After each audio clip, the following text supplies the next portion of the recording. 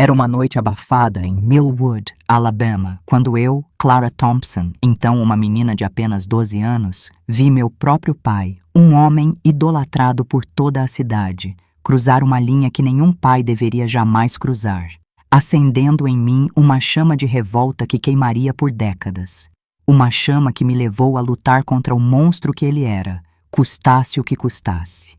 Meu nome é Clara, mas hoje, aos 83 anos, me chamam de Dona Clara, uma avó de cabelos brancos, olhos azuis claros herdados de minha mãe e mãos marcadas por veias azuis que contam histórias de trabalho árduo e batalhas vencidas. Vivo agora em uma casinha modesta em Savannah, Geórgia, com uma varanda onde passo minhas tardes balançando na cadeira de balanço, cercada por um jardim de ervas e flores que cultivo com carinho. Mas nem sempre foi assim. Minha história é pesada, cheia de dor, mas também de superação, e hoje, com a coragem que levou mais de 60 anos para encontrar, quero compartilhá-la com vocês. Se vocês sentirem no coração a força dessa história, por favor, deixem um "Força, Clara" nos comentários e cliquem no botão de like. Quero saber quem está ouvindo, quem está comigo nessa jornada, porque essa é uma história para os corajosos, para aqueles que não desviam o olhar da verdade, por mais cruel que ela seja.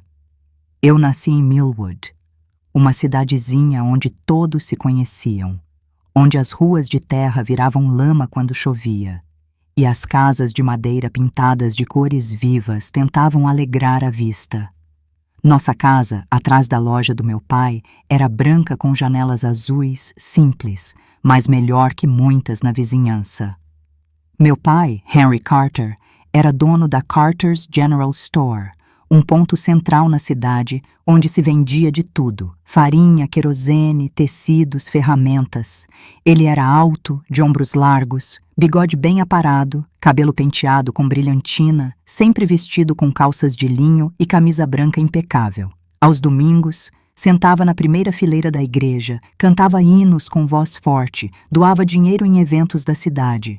As pessoas o chamavam de Senhor Henry, tiravam o chapéu quando ele passava, mandavam seus filhos me chamar de filha do Senhor Henry, como se fosse um título de nobreza.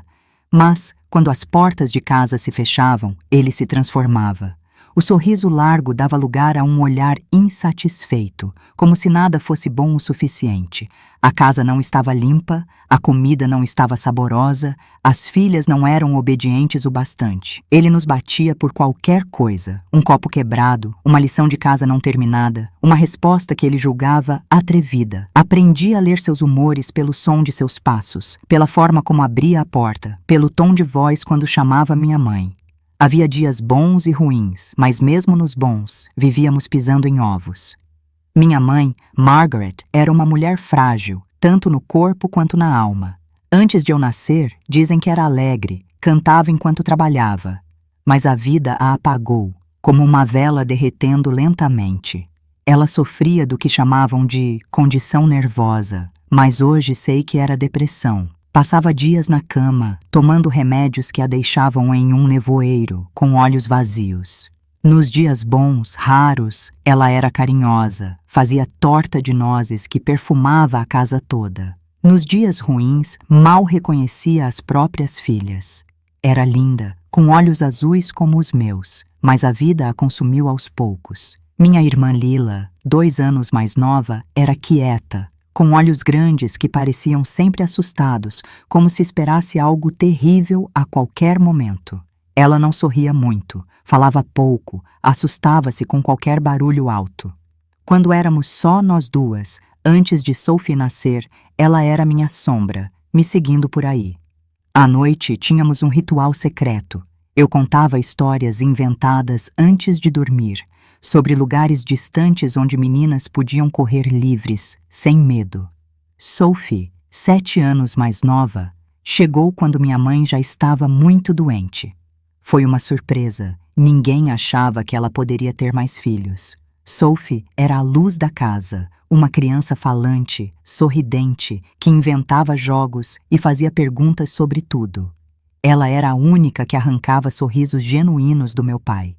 Ele a tratava com uma paciência que nunca teve comigo ou com Lila, o que na época achei ser porque ela era a caçula. Hoje sei que ele apenas esperava o momento certo. A loja do meu pai era o coração do bairro. Pintada de azul claro, com letras pretas anunciando Carter's General Store, tinha prateleiras do chão ao teto, cheias de produtos coloridos, latas de pêssego em calda, potes de doces, sacos de farinha e feijão, garrafas de refrigerante. No centro, um balcão de madeira escura, polido pelo uso, onde meu pai atendia os clientes. No canto, uma balança de latão fazia um barulho característico ao pesar mercadorias. No fundo, havia um depósito cheio de sacos empilhados e um pequeno escritório onde ele fazia a contabilidade. A loja não era só um comércio, era onde as pessoas se encontravam para conversar, trocar notícias, pedir conselhos. Meu pai sabia o nome de todos, conhecia a vida de cada família. Como está sua mãe? O tosse melhorou? Seu filho conseguiu aquele emprego em Birmingham? Era lá que se discutia política, comentavam casamentos e funerais, espalhavam fofocas. Eu comecei a ajudar desde pequena, varrendo o chão, arrumando prateleiras, depois atendendo clientes, pesando mercadorias, fazendo pacotes. Aos 9 anos, sabia fazer contas de cabeça, dar troco, anotar pedidos. Meu pai dizia que eu tinha jeito para os negócios, e isso me enchia de orgulho. Eram momentos raros em que ele me elogiava, mas foi na loja que tudo começou a desmoronar. Eu tinha 12 anos, era uma tarde de fim de expediente. A loja já estava fechada para o público, mas ainda tínhamos trabalho a fazer. Meu pai me pediu para ajudar a fechar o caixa, algo que eu fazia quase todos os dias. Minha mãe estava acamada, como acontecia com frequência. Lila tinha ido buscar água no poço, Sophie ainda era bebê. Éramos só nós dois na loja silenciosa, com aquele cheiro de café, querosene e melaço que até hoje aperta meu peito quando sinto. "Vem cá, filha, senta no colo do papai", ele disse, batendo na perna. Achei estranho. Eu não era mais tão pequena para sentar no colo, mas obedeci. Sempre obedeci. Desde cedo, aprendi que desobedecer ao meu pai significava apanhar. Mas quando me sentei, senti algo diferente. Sua mão não ficou parada. Começou nas minhas pernas, subindo lentamente, tocando-me de um jeito que me fez sentir suja, envergonhada. Fiquei paralisada, sem entender completamente o que estava acontecendo, só sabendo que era errado. Quando tentei me levantar, ele me segurou com força. "Fica quietinha agora, menina. Se contar para alguém, especialmente para sua mãe, ela vai ter um ataque tão forte que vai morrer, e a culpa vai ser sua." Ele sussurrou no meu ouvido, com um hálito de uísque que eu não tinha notado antes. Naquele dia, ele não foi até o fim, mas me deixou ir, trêmula e confusa. Foi só o começo. Nas semanas seguintes, ele sempre encontrava um jeito de me pegar sozinha.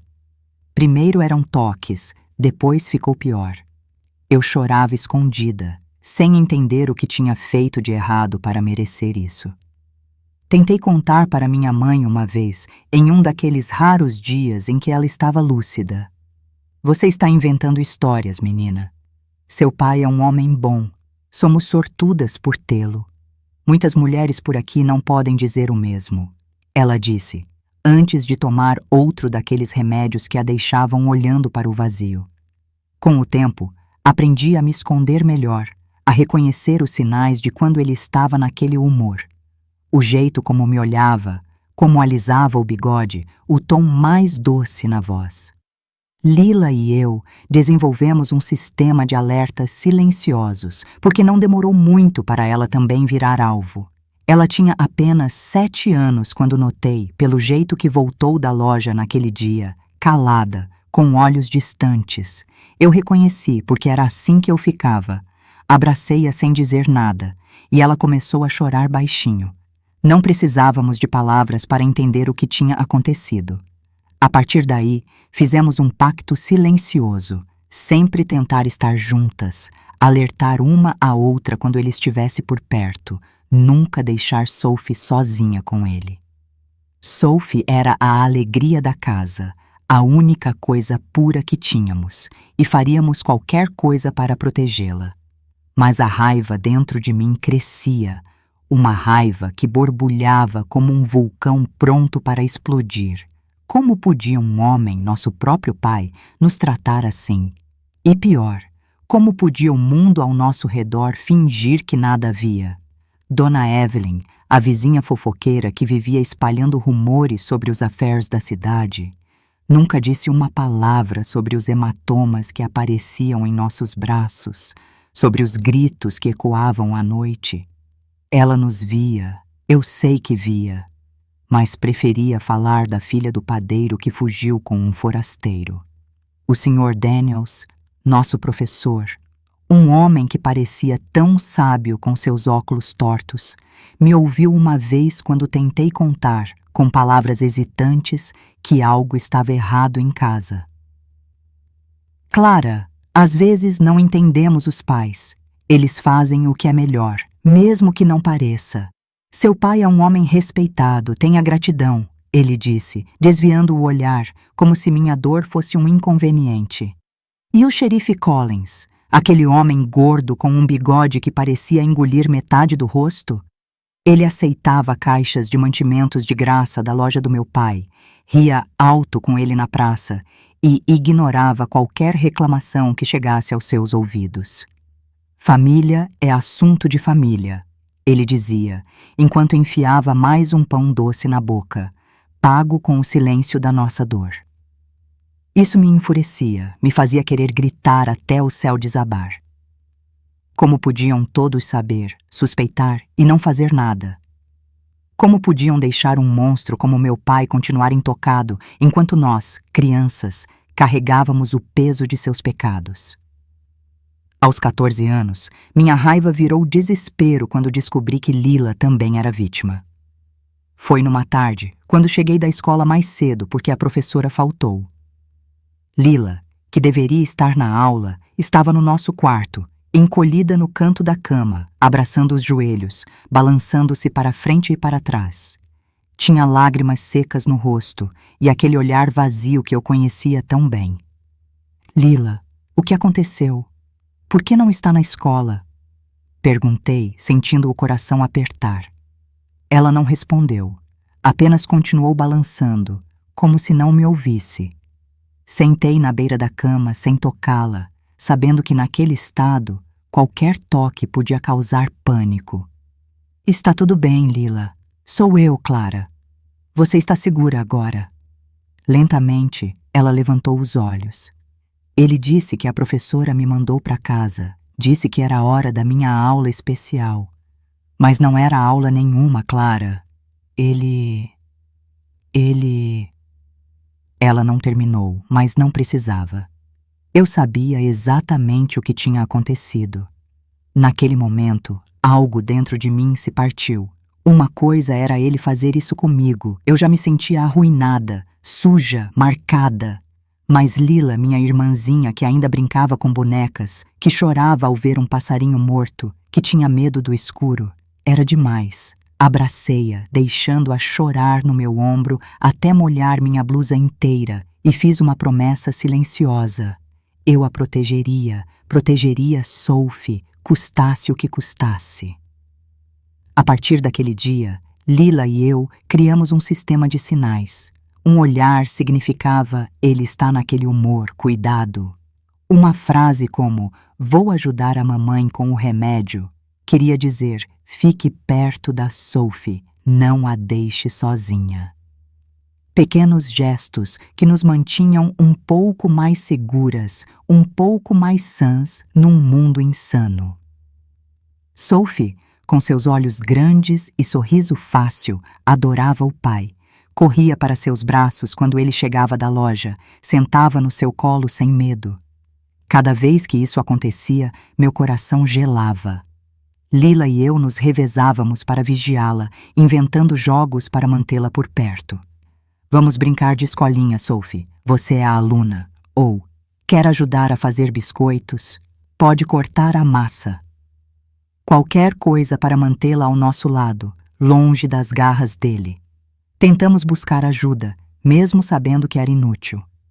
Falei com a senhorita Almeida, nossa professora, uma mulher de meia-idade que parecia gostar de mim. Senhorita Almeida, tem coisas que acontecem em casa, coisas que não estão certas. Comecei após a aula, quando todos já tinham ido. Que tipo de coisas, Clara? Ela perguntou, com uma mistura de curiosidade e desconforto. Não consegui dizer diretamente. As palavras travavam na garganta. Meu pai. Ele faz coisas quando ninguém está olhando. Coisas que um pai não deveria fazer com uma filha. Ela ficou vermelha, desviou o olhar, começou a juntar seus livros apressadamente. Olha, Clara, às vezes não entendemos as atitudes dos pais. Eles fazem o que é melhor, mesmo que não pareça. Seu pai é um homem respeitado na comunidade. Tenho certeza de que ele só quer o seu bem. E mudou de assunto, perguntando sobre a lição de casa. Saí da sala sentindo como se tivesse levado um tapa. Outra porta fechada. Outro adulto escolhendo não ver. Tentei também na confissão com o padre Miguel, um senhor de cabelos brancos que parecia gentil nos sermões. Padre, preciso confessar algo, mas não sei se é meu pecado ou de outra pessoa. Comecei, protegida pela escuridão do confessionário. Gaguejando, contei uma versão suavizada do que acontecia, falando de toques inadequados, de coisas que me faziam sentir suja. Esperava compreensão, orientação, talvez ajuda concreta. O que recebi foi uma lição sobre o 4º mandamento. Honrar pai e mãe é a lei de Deus, minha filha. Às vezes, os pais são rigorosos porque nos amam e querem nos educar no caminho certo. Reze 3 Ave-Marias e peça perdão por seus pensamentos impuros. Saí da igreja me sentindo ainda mais culpada, mais confusa. Se até o representante de Deus na terra achava que eu estava errada, talvez fosse verdade. Talvez houvesse algo em mim que provocava isso, que merecia esse tratamento. Levei anos para entender que não, que a culpa nunca foi minha, que nenhuma criança merece ou provoca abuso. Minha última esperança foi vovó Rosa, mãe da minha mãe, que vivia numa fazenda a poucas horas de Millwood. Era uma mulher dura, criada no campo, que enterrou 3 maridos e criou 6 filhos sozinha. Se alguém poderia enfrentar meu pai, pensei, seria ela. Durante uma de suas raras visitas, encontrei coragem. Esperei até estarmos sozinhas. Ela lavando louça, eu secando. Vovó, preciso contar algo sobre o papai, comecei, a voz trêmula. Ele faz coisas comigo, com a Lila. Coisas ruins, estamos com medo da Sophie. Ela continuou lavando sem me olhar. Contei tudo, os toques, o abuso, o medo constante. Quando terminei, ela suspirou fundo, secou as mãos no avental e me olhou com uma resignação cansada que me assustou mais que qualquer reação. Homens são assim, querida, disse, como se estivesse me ensinando uma receita. Eles têm esses apetites. Sua mãe sabe, eu sabia com meus maridos também. A gente aguenta, porque o que mais vai fazer? Para onde vai com filhos para criar e sem dinheiro? Colocou a mão no meu ombro, num gesto que deveria ser reconfortante, mas só me fez sentir mais sozinha. Se quer um conselho de quem viveu muito, aprenda a desviar, a prever quando o perigo vem. E quando não puder evitar, feche os olhos e pense em outra coisa, passa rápido. Essas palavras foram como um balde de água gelada. Minha própria avó, que deveria me proteger, me dizia para aceitar o inaceitável, para me conformar com o horror como se fosse apenas mais um inconveniente da vida. Foi aí que percebi o quanto estávamos sozinhas. E então veio o momento que me quebrou de vez. Um evento na igreja, uma quermesse de São João, com bandeirinhas coloridas, fogueira e a cidade toda reunida. Meu pai, como sempre, era o centro das atenções, distribuindo sorrisos, apertando mãos, doando cestas de produtos da loja. Eu, Lila e Sophie estávamos lá, vestidas com nossas melhores roupas, fingindo ser a família perfeita. Mas naquela noite eu cometi um erro. Tentei falar com Dona Clara, uma costureira que parecia gentil sobre o que acontecia em casa. Não usei palavras claras, apenas insinuei que algo estava errado. Meu pai ouviu. No meio da praça, diante de todos, ele me agarrou pelo braço, com força suficiente para deixar marcas, e gritou: "Essa menina inventa histórias para chamar atenção. Não dá para confiar numa garota que mente sobre o próprio pai." As pessoas ao redor riram. Algumas balançaram a cabeça como se eu fosse uma criança mimada. Dona Evelyn, a vizinha, sussurrou para outra mulher: "Essas meninas de hoje, sempre querendo ser o centro das atenções." O Sr. Daniels, que estava lá, desviou o olhar, fingindo não ouvir. O xerife Collins, com uma coxinha na mão, deu uma risada alta e disse: "Deixa, Henry, crianças são assim mesmo." Eu queria gritar, queria contar a verdade, mas a humilhação me engoliu. Meu pai me arrastou para casa naquela noite, e a surra que levei foi tão violenta que fiquei dias sem conseguir sentar direito. Ele disse que, se eu abrisse a boca de novo, ele cuidaria de mim de uma vez por todas. A raiva que senti naquele momento não era só contra ele, mas contra toda aquela cidade hipócrita que via as marcas, ouvia os gritos e escolhia fingir que éramos uma família feliz. Como podiam? Como podiam todos fechar os olhos enquanto nós sofríamos? Vocês conseguem imaginar a dor, a fúria de uma menina de 14 anos, sabendo que ninguém viria em seu socorro? Que o monstro que dividia sua casa era protegido por todos?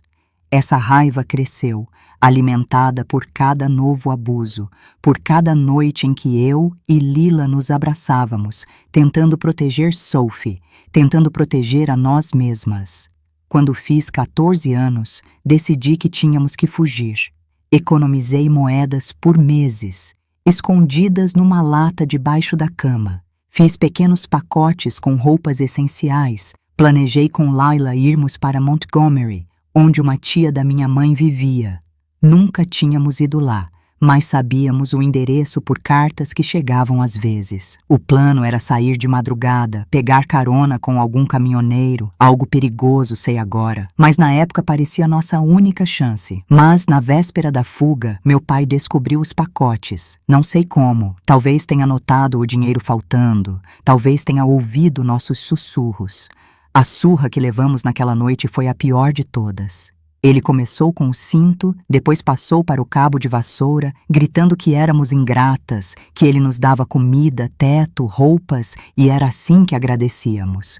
Bateu até se cansar, deixando-nos cobertas de marcas roxas e vermelhas. Foi nessa noite que ganhei a cicatriz no queixo, quando tentei proteger Lila de um golpe de cinto, e ele me deu um tapa com a mão onde usava um anel pesado. O corte foi tão profundo que até hoje a marca está aqui, contando a história. Minha mãe, que normalmente se escondia durante essas surras, teve um colapso tão forte que precisou ser internada por 2 semanas. Quando voltou, estava mais ausente que nunca. Depois dessa tentativa de fuga frustrada, a vigilância do meu pai aumentou. Não podíamos ir a lugar algum sozinhas.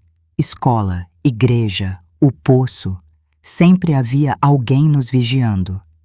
Éramos praticamente prisioneiras. Ele deixou claro que se tentássemos algo assim de novo, as consequências seriam piores. Da próxima vez, não perco tempo batendo. Acabo com vocês duas, suas ingratas, ele disse. E o pior, na cidade, diante dos outros, ele continuava sendo o homem respeitável, o comerciante honesto, o pai de família exemplar. Ninguém suspeitava do que acontecia quando as portas se fechavam. Eu quero que vocês, que estão ouvindo, sintam a revolta que eu sentia. Imaginem-se no meu lugar, uma menina de 14 anos, com 2 irmãs para proteger, sem ninguém para recorrer, enfrentando um monstro que o mundo inteiro protegia. Se essa história está mexendo com vocês, se está fazendo seu sangue ferver, Deixem um força Clara nos comentários e cliquem no botão de like. Quero saber quem tem coragem de ouvir até o fim, quem está comigo nessa luta, porque o que vem a seguir é ainda mais pesado, mais revoltante. Vocês são fortes o suficiente para continuar? Aos 16 anos, numa noite sufocante de janeiro, quando o calor parecia grudar na pele mesmo depois do sol se pôr, eu, Clara Thompson, vi meu pai, Henry Carter, parado na porta do quarto onde minha irmãzinha Sophie, de apenas 7 anos, dormia inocentemente, com aquele olhar doentio que eu conhecia tão bem, o mesmo olhar que me perseguia desde os 12 anos. E foi naquele momento que decidi que ele precisava desaparecer para sempre, para que o inferno que vivíamos terminasse. Meu sangue gelou, meu coração disparou como se fosse explodir, mas, dentro de mim, uma certeza fria e afiada se formou. Era a vida dele ou a inocência da minha irmã caçula. Eu já tinha sofrido o suficiente, carregado o peso da vergonha, da dor, do medo. Mas Sophie, com seus olhos brilhantes e seu sorriso que iluminava a casa, não merecia ter sua luz apagada por aquele monstro que chamávamos de pai. Não havia mais espaço para hesitação, para súplicas, para esperar que alguém nos salvasse. O mundo nos abandonara, a cidade, os vizinhos, o xerife, até nossa própria mãe. E agora cabia a mim, uma menina de 16 anos, fazer justiça com as próprias mãos, mesmo que isso significasse manchar minha alma para sempre. Os anos que se seguiram àquela surra brutal após nossa tentativa frustrada de fuga foram um pesadelo contínuo. Meu pai, Henry, tornou-se ainda mais vigilante, como um predador que sabe que sua presa pode tentar escapar. Ele nos mantinha sob rédea curta, controlando cada passo nosso. Escola, igreja, o poço. Nunca estávamos sozinhas. Ele contratou um ajudante na loja, um homem chamado Jorge, um tipo carrancudo que parecia mais um capanga do que um funcionário, sempre nos observando com olhos desconfiados. Jorge era leal ao meu pai, aceitava suas ordens sem questionar, e eu sabia que ele relatava qualquer movimento nosso. Isso me enfurecia, fazia meu sangue ferver. Como podia um estranho, pago com o dinheiro da loja, ser cúmplice daquele horror? Como podia o mundo inteiro se curvar diante de Henry Carter, enquanto nós, suas filhas, éramos prisioneiras em nossa própria casa? Mas foi exatamente essa raiva, esse ódio que crescia como uma tempestade dentro de mim, que me deu forças para começar a observar, a planejar, a transformar meu desespero em algo mais perigoso, uma estratégia. Na loja, comecei a prestar mais atenção nos negócios do meu pai. Ele me colocara para ajudar com a contabilidade, uma decisão irônica, já que achava que eu tinha jeito com números. Quem me ensinou foi o Sr. Almeida, um contador idoso de poucas palavras que vinha uma vez por mês para organizar os livros. Ele era gentil, paciente, nunca perguntava sobre as marcas nos meus braços ou as olheiras fundas de noite sem dormir. Ensinou-me a registrar entradas e saídas, calcular impostos, manter tudo organizado. Sem querer, ele me deu a arma que eu usaria contra meu pai.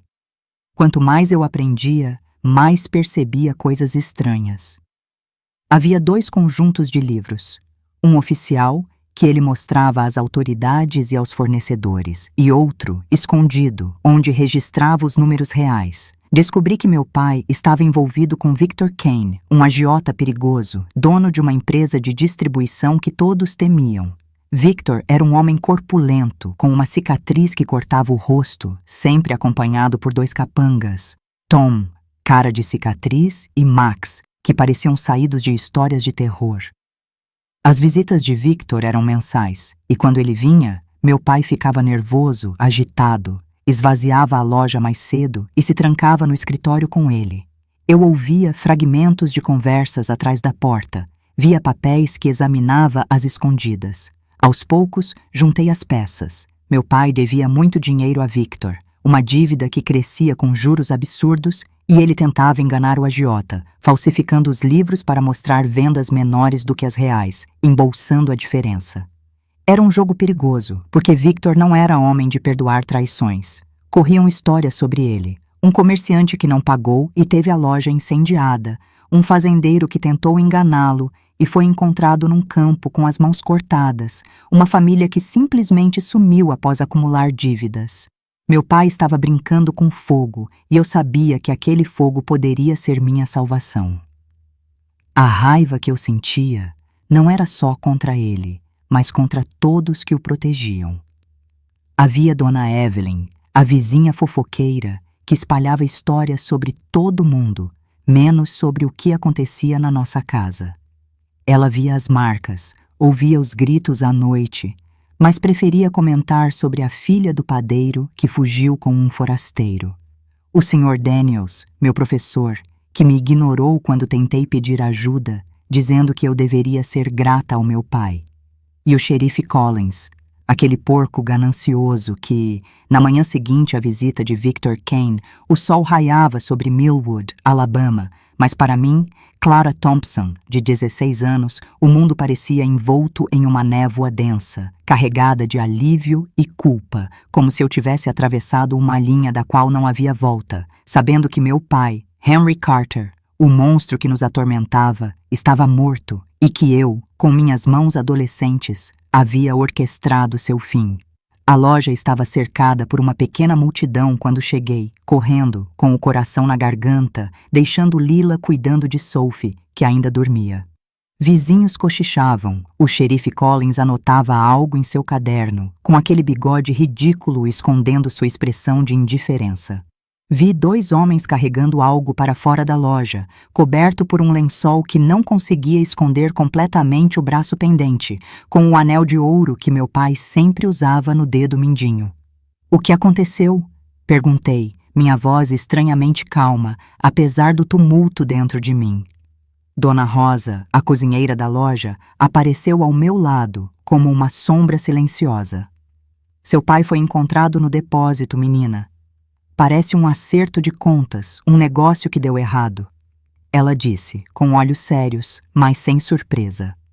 O xerife se aproximou, desconfortável, limpando a garganta. "Sinto muito pela sua perda, senhorita. Parece que seu pai teve um desentendimento com aquele fornecedor, Victor Kane." "Vamos investigar, claro," ele disse, sem me olhar nos olhos, deixando a frase morrer no ar. Todos sabiam que ninguém investigaria Victor Kane. Em cidades pequenas como Millwood, homens como ele eram intocáveis e crimes como esse eram arquivados como acertos de contas. Mas eu sabia a verdade. Eu sabia que o envelope que entreguei ao motorista de Victor, as alterações nos livros, os recibos falsificados, haviam desencadeado aquela justiça sombria. E enquanto a multidão murmurava, enquanto o corpo de meu pai era levado, senti um alívio tão intenso que quase me fez desmoronar, misturado com uma culpa que queimava como brasa. Eu, uma menina de 16 anos, havia feito o que ninguém mais teve coragem de fazer. Mas a que custo? Os dias que se seguiram foram um borrão de emoções conflitantes. Por um lado, havia o alívio, como se um peso gigantesco tivesse sido arrancado dos meus ombros. Eu não precisava mais checar cada canto antes de entrar em um cômodo. Não precisava dormir com os ouvidos alertas, esperando os passos dele no corredor. Não precisava proteger Lila ou temer pelo que ele faria com Sophie. Por outro, havia o horror do que eu havia causado. Eu via, nas noites insones, o lençol cobrindo o corpo, o braço pendente, o anel brilhando sob o sol. Acordava suando frio, perguntando-me se havia outra saída, se eu poderia ter encontrado um caminho menos definitivo. Mas a resposta era sempre a mesma. Não havia. Não havia para onde fugir. Ninguém que acreditasse em nós. Nenhuma autoridade que nos protegesse. Era ele ou nós. A culpa e a sensação de justiça se misturavam de forma estranha. Não senti prazer no que aconteceu, nem a satisfação de uma vingança cumprida. Era mais como se eu tivesse arrancado uma corrente que nos prendia, deixando um vazio que eu não sabia como preencher. Lila nunca me perguntou diretamente se eu tinha algo a ver com a morte de nosso pai, mas às vezes eu a pegava me olhando com uma expressão que não era de medo ou desaprovação, mas de um entendimento silencioso, como se dissesse: eu sei o que você fez e entendo por quê. Sophie, graças a Deus, era jovem demais para compreender.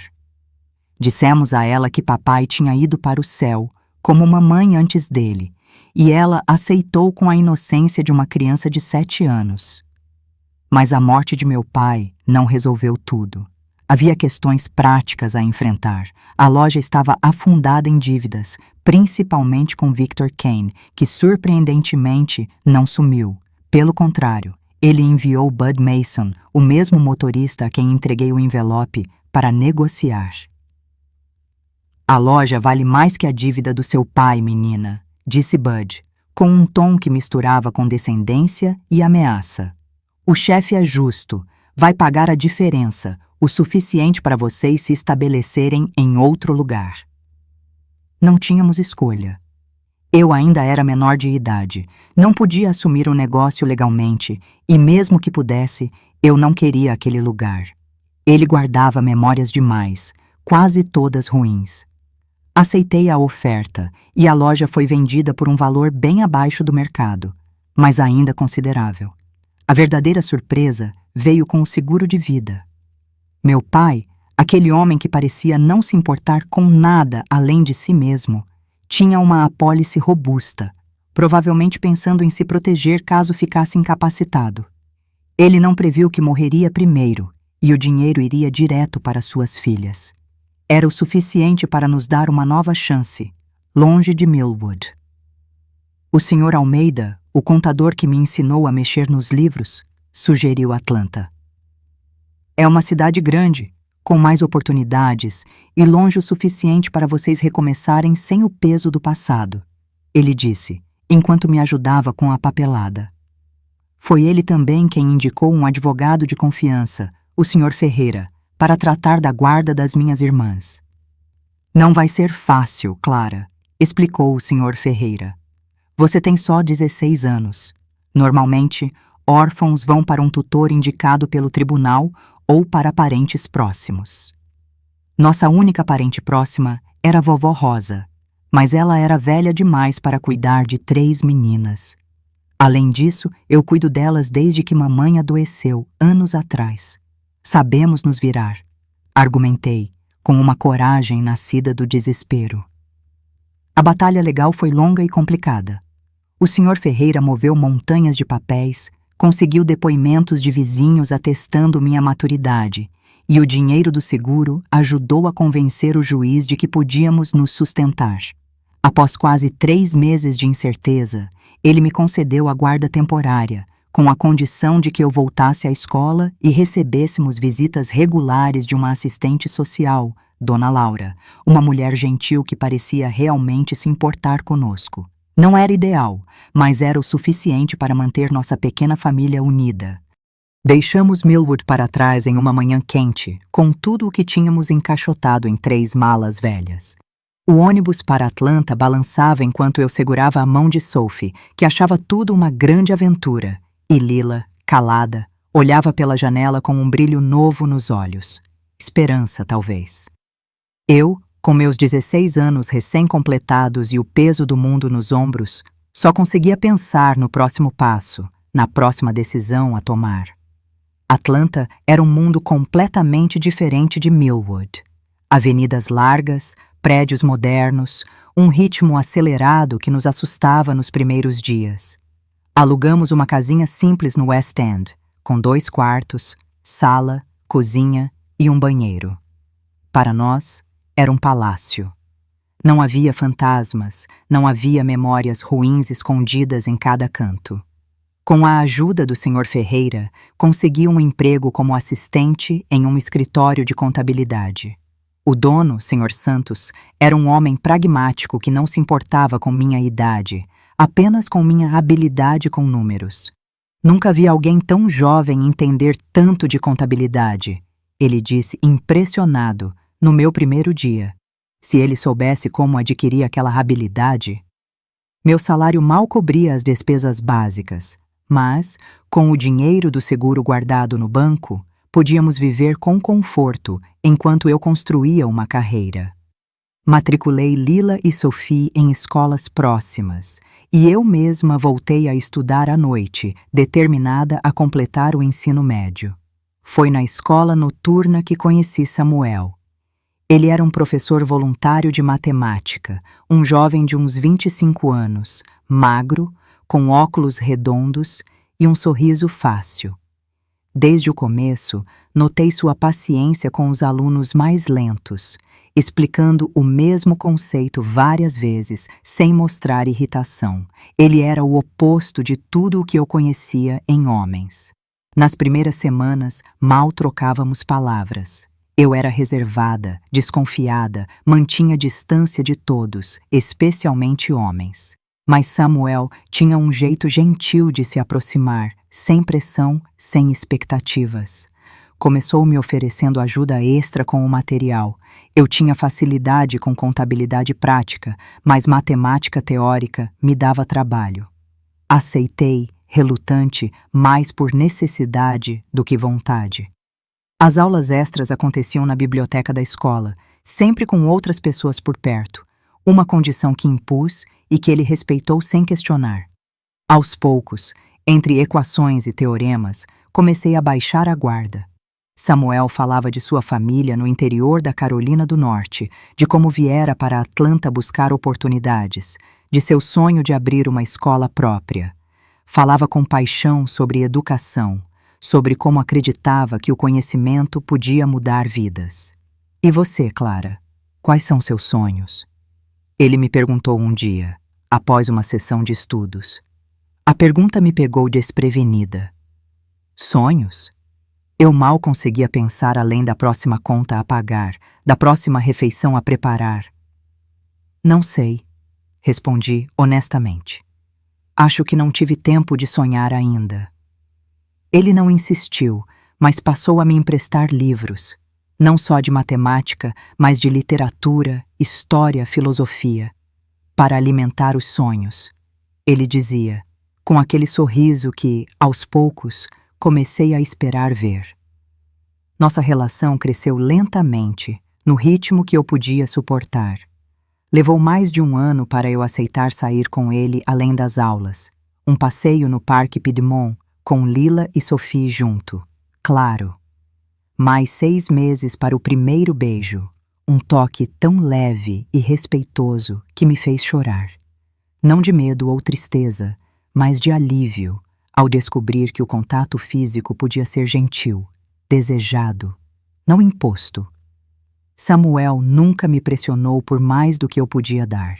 Nunca questionou meus limites, meus medos, meus silêncios. Quando finalmente contei partes da minha história, não tudo, nunca tudo, ele ouviu sem julgar, sem tentar consertar, oferecendo apenas sua presença, seu apoio silencioso. Você é a pessoa mais forte que já conheci, Clara, ele disse quando terminei.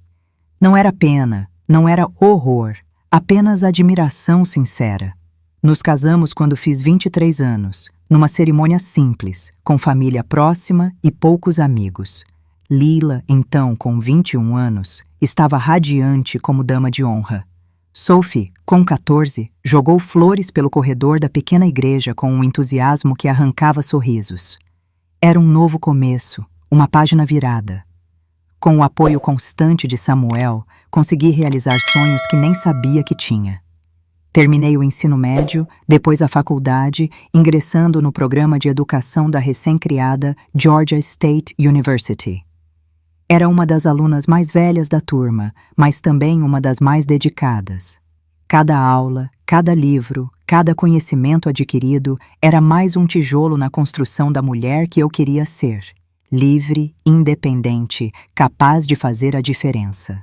Me formei como professor aos 28 anos, um dos dias mais felizes da minha vida, vendo minhas irmãs na plateia, aplaudindo com lágrimas nos olhos, Samuel segurando nossa filha adotiva, Joana, uma menina de 3 anos que acolhemos após ela perder os pais em um acidente. Era como se o círculo finalmente tivesse se fechado. A menina que teve a educação negada agora podia educar outras pessoas. Comecei a lecionar em uma escola pública na periferia de Atlanta. Era um trabalho difícil, com poucos recursos e muitos alunos por sala, mas profundamente gratificante. Logo percebi que muitas crianças enfrentavam em casa situações parecidas com as que eu e minhas irmãs vivemos: abuso, negligência, violência. Eu reconhecia os sinais: olhares baixos, hematomas mal explicados, medo constante. Foi assim que surgiu a ideia de oferecer aulas de reforço após a escola, na varanda de nossa casa, para crianças que mais precisavam. Não era só ajuda acadêmica, mas um espaço seguro, alguém que realmente se importava. Samuel, que agora lecionava matemática em uma escola particular, juntou-se a mim nesse projeto. Logo tínhamos dezenas de crianças vindo todos os dias após a escola. Com o tempo, notamos que algumas meninas relutavam em voltar para casa. Inventavam desculpas para ficar mais, pediam para ajudar na limpeza, nas tarefas domésticas, qualquer coisa para adiar o retorno.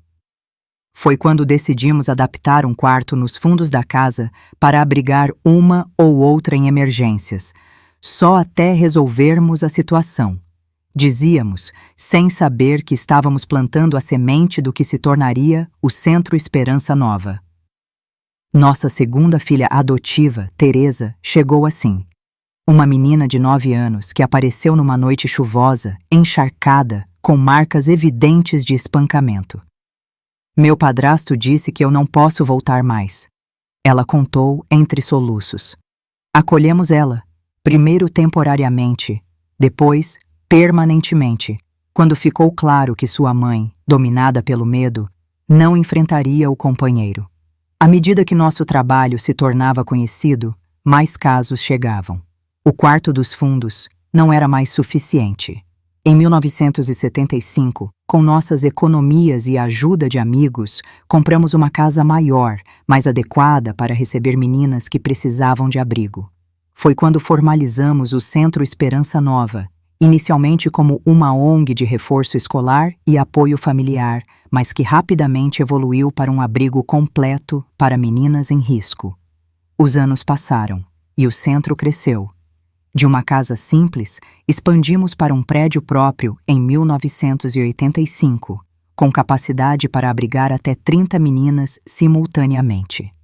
Além de abrigo, oferecíamos aconselhamento psicológico, orientação legal para famílias, cursos profissionalizantes para adolescentes, tudo o que eu e minhas irmãs não tivemos quando precisávamos. Falando das minhas irmãs, cada uma seguiu seu caminho, mas mantivemos um laço forte. Lila, sempre a mais introspectiva, encontrou sua vocação na vida religiosa. Aos 25 anos, entrou para um convento das Irmãs da Caridade. Encontrei paz aqui, uma paz que nunca achei possível para alguém como eu. Ela escreveu em uma carta. Hoje, ela trabalha com crianças abandonadas no Alabama, transformando sua dor em cuidado com os outros. Sophie, nossa caçula, seguiu um caminho parecido com o meu. Tornou-se professora, mas escolheu trabalhar com educação infantil. Quero pegá-los bem pequenos, antes que o mundo tenha chance de machucá-los, ela dizia. Casou-se, teve 3 filhos, construiu uma vida feliz e estável na Flórida. Ao longo dos anos, tivemos conversas difíceis sobre o passado, possíveis apenas quando éramos adultas, com ferramentas emocionais para processar o trauma. Lila revelou detalhes do que sofreu nas mãos de nosso pai, coisas que, mesmo suspeitando, eu nunca soube ao certo. Sophie, que foi poupada do pior graças à nossa intervenção, teve que lidar com a descoberta de quem era realmente o homem que ela lembrava como um pai amoroso. E eu, finalmente, pude compartilhar parte do peso que carregava.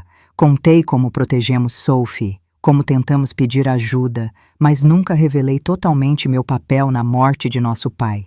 Algumas verdades são pesadas demais para compartilhar, até com aqueles que mais amamos. Quase 30 anos após deixarmos Millwood, decidi que era hora de enfrentar o passado de uma vez por todas. Samuel, sempre meu apoio, ofereceu-se para me acompanhar, mas era uma jornada que eu precisava fazer sozinha. Volto amanhã, prometi, beijando-o na rodoviária. Millwood havia mudado muito. A cidadezinha do interior se transformara em uma cidade industrial vibrante. As ruas de terra agora eram avenidas pavimentadas. O centro comercial onde ficava a loja de meu pai estava irreconhecível, tomado por lojas modernas. Minha primeira parada foi o cemitério. Nunca tinha visitado o túmulo de meu pai. Na época do enterro, eu estava ocupada demais garantindo nossa sobrevivência. Não foi difícil encontrá-lo. Uma lápide simples, com apenas nome e datas, sem adornos ou mensagens sentimentais. Fiquei ali por alguns minutos, em silêncio. Não senti raiva, nem tristeza, nem perdão, apenas uma estranha sensação de fechamento, como fechar um livro cuja história sabemos de cor. Depois, fui procurar alguns dos antigos vizinhos que ainda viviam na cidade. Dona Clara, agora uma senhora de mais de 80 anos, chorou ao me ver, exclamando como eu parecia bela e bem-sucedida. Durante um café em sua casa, ela confessou, com a voz baixa, como se ainda fosse um segredo. Eu sempre suspeitei que algo estava errado naquela casa, sabe? A forma como vocês se assustavam com qualquer barulho, os gritos à noite que seu pai dizia serem pesadelos, os hematomas que você e Lila sempre tinham. Ela suspirou pesado. Eu deveria ter feito algo. Deveria ter falado, ajudado de alguma forma. Me perdoe por isso, menina. Era a primeira de muitas conversas semelhantes naquela visita. O padeiro, que notava como ficávamos nervosas na presença de meu pai. O professor, que percebia nosso medo constante, mas nunca agiu. O padre, que se arrependia de não ter investigado mais quando fiz aquela confissão velada. Todos suspeitavam, todos tinham dúvidas. Ninguém fez nada. A revelação mais impactante veio de uma mulher que eu mal lembrava, Janaína, filha de um comerciante vizinho à loja. Seu pai me abusou também, ela me contou, após me convidar para sua casa. Eu tinha 12 anos, às vezes ajudava no balcão. Ele me chamava para o depósito, fazia coisas. Ela não precisou completar. Nunca contei a ninguém. Tinha vergonha, medo de não acreditarem em mim. Só quando adulta, entendi que não era minha culpa. Antes de partir, descobri que Janaína não era um caso isolado. Pelo menos 3 outras mulheres da mesma geração tinham histórias semelhantes sobre meu pai. Todas se calaram na época, todas carregaram aquele fardo sozinhas. Era um lembrete doloroso de que monstros raramente têm uma única vítima e de como o silêncio os protege, permitindo que continuem causando dor. Voltei para Atlanta com o coração pesado, mas de alguma forma mais leve. Compartilhei com Samuel o que descobri sobre os vizinhos que nada fizeram, sobre as outras vítimas. Ele ouviu em silêncio, segurando minha mão. O importante é que você quebrou o ciclo, Clara, ele disse finalmente. Você transformou toda essa dor em algo que ajuda outras meninas a não passarem pelo mesmo. E era verdade.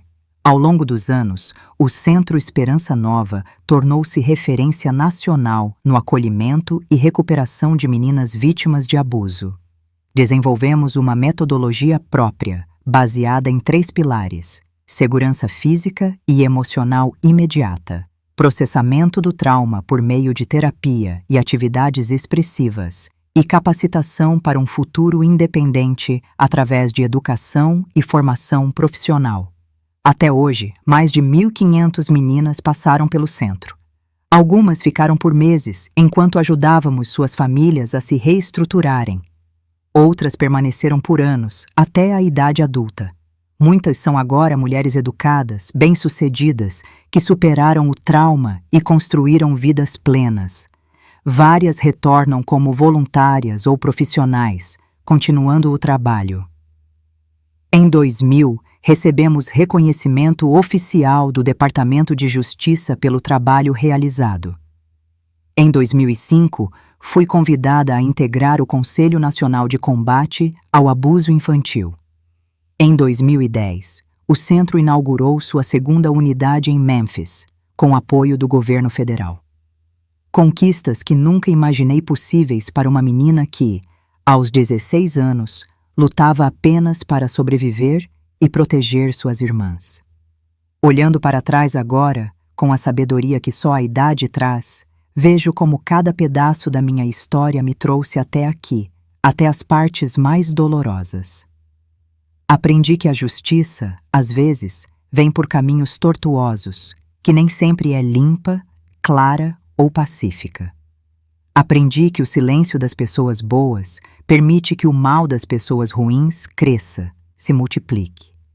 E aprendi, acima de tudo, que cada menina que salvamos é uma chance de corrigir o passado, não só o meu, mas o de uma sociedade que por muito tempo fechou os olhos para o sofrimento das crianças. Faria tudo de novo? Não sei. Talvez houvesse outro caminho que aos 16 anos eu não consegui ver, uma saída menos drástica, menos definitiva. Mas nas circunstâncias em que me encontrava, com o conhecimento e os recursos que tinha, fiz o que parecia ser a única opção para proteger minhas irmãs, especialmente Sophie. Nunca contei todos os detalhes a ninguém, nem mesmo a Samuel. Ele sempre respeitou meus silêncios, meus segredos. Talvez suspeitasse da verdade, talvez não. Nunca perguntou diretamente e eu nunca ofereci a confissão completa. Carreguei esse segredo por mais de 60 anos, mas não me sinto uma criminosa. Me sinto uma sobrevivente que fez o que precisava ser feito em um mundo que não oferecia proteção para meninas como eu. Para as mulheres que estão me ouvindo, que talvez estejam passando por situações parecidas, saibam que hoje há mais recursos, mais opções do que eu tinha. Temos leis que protegem crianças e adolescentes, delegacias especializadas em crimes contra mulheres, linhas diretas para denúncias anônimas, abrigos para vítimas, profissionais treinados para oferecer o apoio necessário. Se você é vítima de abuso ou conhece alguém que é, fale, denuncie. Ligue para a linha direta ou procure os serviços de proteção infantil da sua cidade. Se você é mãe, tia, professora, vizinha, fique atenta aos sinais. Mudanças bruscas de comportamento, medo excessivo, conhecimento sexual incompatível com a idade, isolamento repentino. Não faça como aqueles vizinhos de Millwood, que suspeitavam, mas nada fizeram.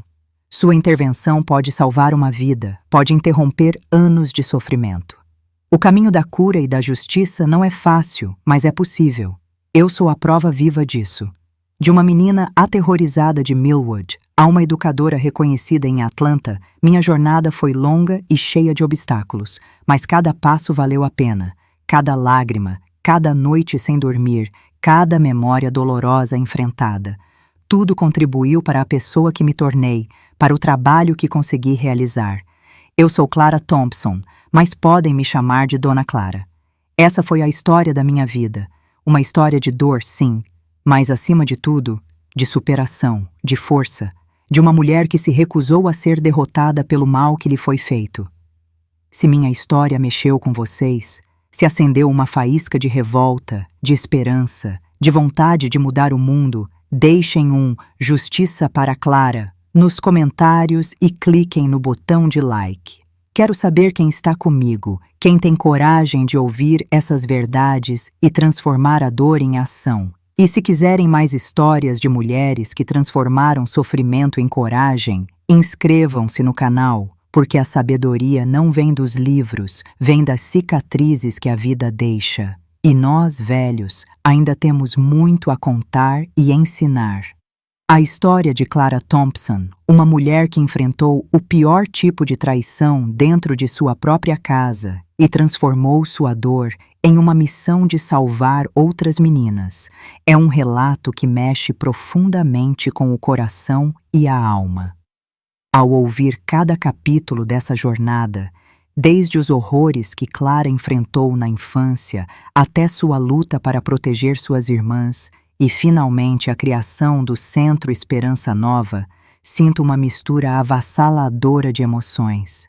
revolta contra a injustiça, admiração pela força de Clara e uma determinação renovada de nunca fechar os olhos para o sofrimento alheio. Como brasileiros, um povo conhecido por sua calorosa solidariedade, mas também por enfrentar desafios sociais como desigualdade e violência, a história de Clara ressoa de forma poderosa. Ela nos obriga a refletir sobre o que significa ser humano, sobre a responsabilidade que temos uns pelos outros e sobre como podemos transformar nossas próprias dores em ações que mudam vidas. A seguir, compartilho minhas reflexões sobre essa história e as lições que podemos aplicar em nossas vidas, inspirados pela coragem de Clara e pela cultura vibrante e comunitária do Brasil. A primeira lição que a história de Clara nos ensina é a importância de quebrar o silêncio. Em Millwood, Clara sofreu não apenas nas mãos de seu pai, mas também pela cumplicidade silenciosa de uma comunidade que escolheu ignorar os sinais de abuso. Vizinhos, professores, até o padre e o xerife, todos sabiam ou suspeitavam, mas optaram pelo conforto da ignorância. No Brasil, onde a família e a comunidade são valores centrais, muitas vezes enfrentamos a tentação de não nos metermos em assuntos que parecem privados. Mas a história de Clara nos mostra que o silêncio pode ser tão prejudicial quanto o próprio abuso. Quando vemos uma criança com medo constante, com marcas inexplicáveis ou com mudanças bruscas de comportamento, temos a responsabilidade de agir. Isso pode significar conversar com a criança em um ambiente seguro, procurar ajuda de profissionais, como assistentes sociais, ou denunciar anonimamente as autoridades. No Brasil, temos recursos como o Disque 100, uma linha direta para denúncias de abuso infantil que funciona 24 horas por dia. Aplicar essa lição significa estar atento, ser a voz que Clara não teve quando mais precisava, e garantir que nossas comunidades sejam lugares onde as vítimas não sejam silenciadas. Outra lição poderosa é a resiliência diante da adversidade. Clara enfrentou horrores inimagináveis desde os 12 anos, mas, aos 16, encontrou força para planejar a proteção de suas irmãs, mesmo que isso significasse tomar decisões difíceis e carregadas de culpa. Sua jornada para Atlanta, onde reconstruiu sua vida, estudou, trabalhou, se casou e fundou o Centro Esperança Nova, é um testemunho do que a determinação pode alcançar. No Brasil, onde muitas vezes enfrentamos dificuldades econômicas, sociais ou familiares, a história de Clara nos lembra que, mesmo nas piores circunstâncias, podemos encontrar um caminho para a frente. Isso não significa que será fácil. Clara precisou de anos de trabalho árduo, apoio de pessoas como Samuel e Dona Laura, e uma força interior quase sobre-humana. Mas significa que o passado não define nosso futuro. Podemos nos inspirar no espírito brasileiro de dar um jeito, de encontrar soluções criativas e resilientes, seja voltando aos estudos como Clara, buscando ajuda profissional para superar traumas ou transformando nossas experiências em algo que beneficie os outros. A história de Clara também nos ensina sobre o poder de transformar a dor em propósito. O Centro Esperança Nova, que acolheu mais de 1.500 meninas, nasceu do trauma de Clara, mas também de sua recusa em deixar que esse trauma fosse o fim de sua história. No Brasil, onde a cultura valoriza a solidariedade e o apoio mútuo, essa lição é especialmente relevante. Muitos de nós carregamos cicatrizes, sejam de traumas familiares, violência ou dificuldades financeiras, e a tentação pode ser nos fecharmos, nos isolarmos. Mas Clara nos mostra que compartilhar nossas histórias e usar nossas experiências para ajudar os outros pode ser uma forma de cura. No contexto brasileiro, isso pode se traduzir em ações comunitárias, como participar de ONGs, oferecer apoio a vizinhos em dificuldade ou até mesmo criar espaços seguros em nossas próprias comunidades, como Clara fez com seu centro. Seja organizando um grupo de apoio no bairro, ensinando habilidades a jovens carentes ou simplesmente ouvindo alguém que precisa desabafar, cada pequeno gesto conta.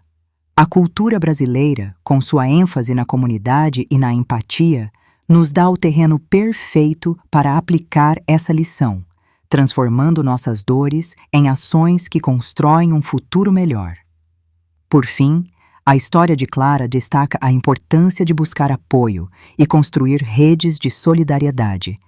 Clara não conseguiu tudo sozinha. Pessoas como o Sr. Almeida, que a ensinou contabilidade, o Sr. Ferreira, que lutou por sua guarda, Dona Laura, a assistente social, e Samuel, seu marido, foram peças cruciais em sua jornada. No Brasil, onde a família e os amigos são muitas vezes nosso maior suporte, essa lição nos lembra de não enfrentar os desafios sozinhos. Seja buscando a ajuda de um psicólogo, conversando com um amigo de confiança ou procurando organizações que ofereçam suporte, como o Conselho Tutelar ou centros de assistência social, reconhecer que precisamos de ajuda é um ato de coragem, não de fraqueza. Além disso, podemos ser o Samuel ou a Dona Laura na vida de outra pessoa, oferecendo apoio, ouvindo sem julgar ou ajudando com recursos práticos. Em nossas comunidades, onde o espírito de mutirão ainda vive, podemos criar redes de apoio que façam a diferença para quem está sofrendo. Aplicar essas lições no Brasil atual significa olhar para nossas realidades com coragem e ação. Vivemos em um país onde a violência contra crianças e mulheres ainda é uma chaga, com mais de 70.000 denúncias de abuso infantil registradas anualmente, segundo dados do Disque 100. Como Clara, podemos escolher não ser cúmplices do silêncio, mas sim agentes de mudança. Isso pode ser tão simples quanto educar nossos filhos sobre consentimento e limites corporais, ou tão significativo quanto apoiar políticas públicas que fortaleçam a proteção infantil. Podemos nos inspirar na garra de Clara para estudar, trabalhar e construir uma vida melhor, mesmo quando as circunstâncias parecem impossíveis. E, acima de tudo, podemos transformar nossas próprias dores em propósito, contribuindo para nossas comunidades de forma ativa e empática, como é tão característico do povo brasileiro.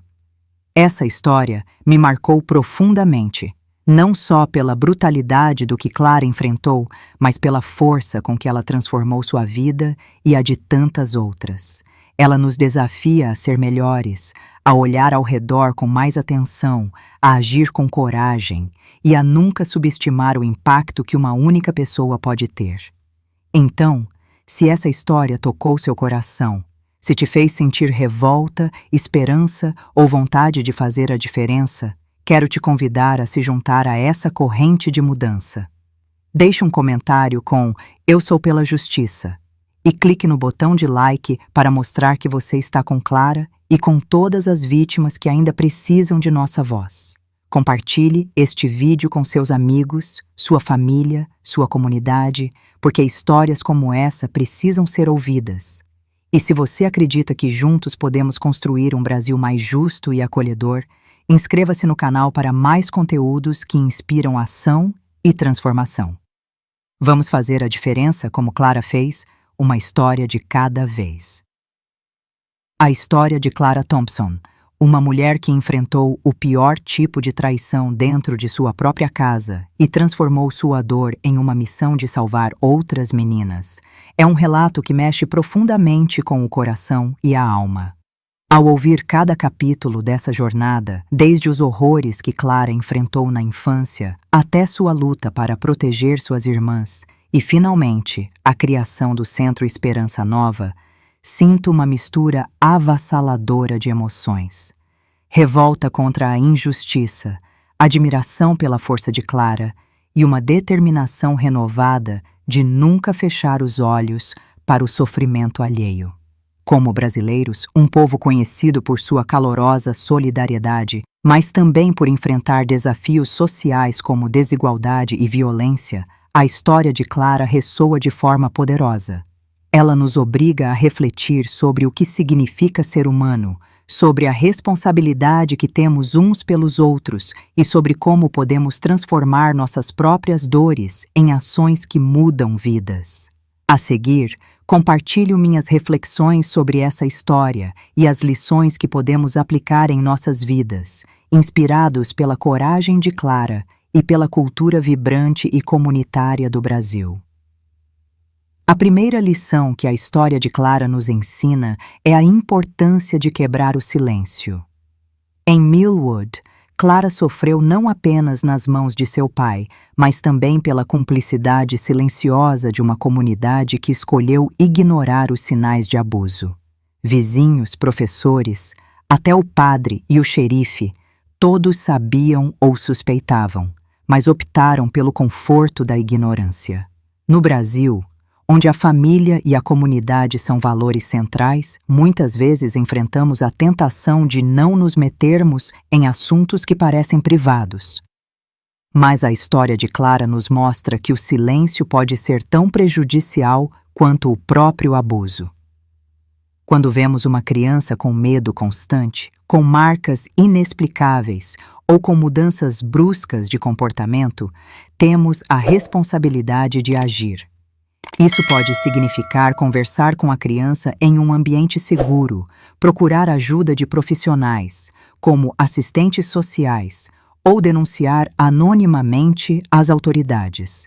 No Brasil, temos recursos como o Disque 100, uma linha direta para denúncias de abuso infantil, que funciona 24 horas por dia. Aplicar essa lição significa estar atento, ser a voz que Clara não teve quando mais precisava e garantir que nossas comunidades sejam lugares onde as vítimas não sejam silenciadas. Outra lição poderosa é a resiliência diante da adversidade. Clara enfrentou horrores inimagináveis desde os 12 anos, mas aos 16 encontrou força para planejar a proteção de suas irmãs, mesmo que isso significasse tomar decisões difíceis e carregadas de culpa. Sua jornada para Atlanta, onde reconstruiu sua vida, estudou, trabalhou, se casou e fundou o Centro Esperança Nova, é um testemunho do que a determinação pode alcançar. No Brasil, onde muitas vezes enfrentamos dificuldades econômicas, sociais ou familiares, a história de Clara nos lembra que mesmo nas piores circunstâncias, podemos encontrar um caminho para frente. Isso não significa que será fácil. Clara precisou de anos de trabalho árduo, apoio de pessoas como Samuel e Dona Laura e uma força interior quase sobre-humana. Mas significa que o passado não define nosso futuro. Podemos nos inspirar no espírito brasileiro de dar um jeito, de encontrar soluções criativas e resilientes, seja voltando aos estudos como Clara, buscando ajuda profissional para superar traumas ou transformando nossas experiências em algo que beneficie os outros. A história de Clara também nos ensina sobre o poder de transformar a dor em propósito. O Centro Esperança Nova, que acolheu mais de 1.500 meninas, nasceu do trauma de Clara, mas também de sua recusa em deixar que esse trauma fosse o fim de sua história. No Brasil, onde a cultura valoriza a solidariedade e o apoio mútuo, essa lição é especialmente relevante.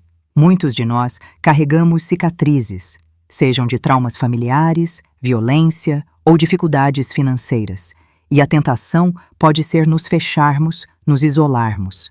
Mas Clara nos mostra que compartilhar nossas histórias e usar nossas experiências para ajudar os outros pode ser uma forma de cura.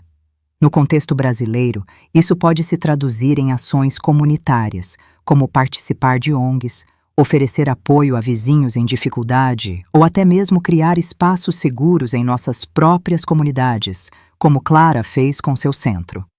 Seja organizando um grupo de apoio no bairro, ensinando habilidades a jovens carentes ou simplesmente ouvindo alguém que precisa desabafar, cada pequeno gesto conta.